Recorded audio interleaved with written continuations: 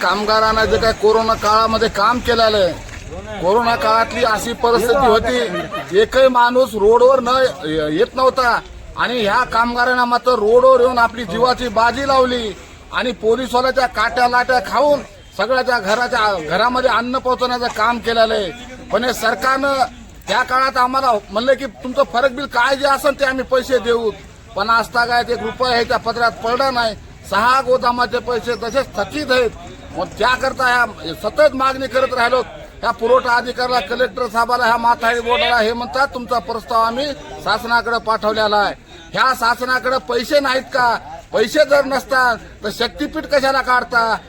एवढे महामार्ग कशाला काढता? गोरगरिबाची मागणीच काय? ह्याला काय परमनंट करा म्हणून मागणी नाही. आमच्या पाठीवरलं पोत्याचा आणि आमच्या पोटाचा फरक किती आहे? आमच्या पाठीवर अन्न जातंय पण आमच्या पोटापर्यंत परत नाही. ही आग ह्या कामगाराच्या मनामध्ये भडकलेली आहे. एवढा अन्याय अत्याचार आमचं शासन करतंय कसं? आणि आम्हाला कोणी तुटपुंज जर समजत असेल तर आमचा संविधानाच्या अधिकारानं हा संप मोडण्याचा कोणी प्रयत्न करत असेल तर आम्ही आता मात्र ठोकाची भूमिका घेतलेली. जोपर्यंत आमच्या मागण्या आमच्या पदरात पडत नाहीत तोपर्यंत संप आमचा हटणार नाही, एवढं मात्र निश्चित. ह्या कामगाराला सतत छळणूक केली जाते. तुम्हाला 8 दिवसात देतो, 8 दिवसात हे विश्वास ठेवतात अधिकाऱ्याला किंवा आपले मोठे अधिकारी आहेत, मोठे साहेब आहेत आणि हे कसं खोटं बोलू शकतात? 8 दिवस म्हणलं की निवेदन दिलं की 8 दिवसाला पुन्हा संपवून मागे जातो, पुन्हा नोटीस देतो, पुन्हा 8 दिवस घेतात. असं सतत याची चालबाजी चालू आहे. पण ठोक याच्या पत्रात काही पडत नाही. म्हणून याचा राग आणि संतोष हा निर्माण झालेला आहे. याच एवढंच बोलतो आणि थांबतो. इनकला कोरोना काळामध्ये जे काम केलं होतं आम्ही राशनचं, त्यावेळेची आमची दरवाढ होती. त्या दरवाढीबद्दल आम्ही संप करत होतो तर ते म्हणले संप काय करू नका, कोरोना काळ आहे, लोकांना खाण्याची अन्नधान्य पुरवण्याची आपली जिम्मेदारी आहे. अतिसेवेमध्ये तुम्ही काम करतात.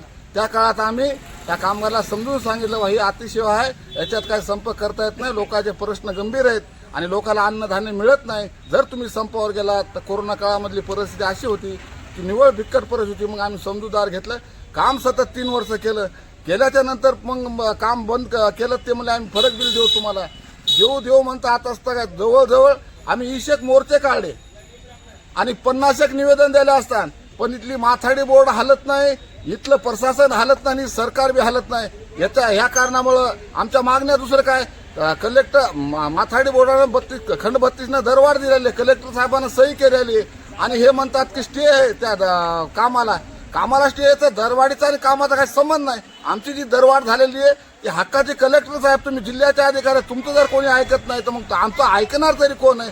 ही आमच्या म्हणजे भावना आहे की आम्ही कोणाकडे दात मागायची, हे आम्हाला दात मिळत नाही म्हणून आम्ही संपाचा मार्ग पुकारलेला. एवढं बोलतो.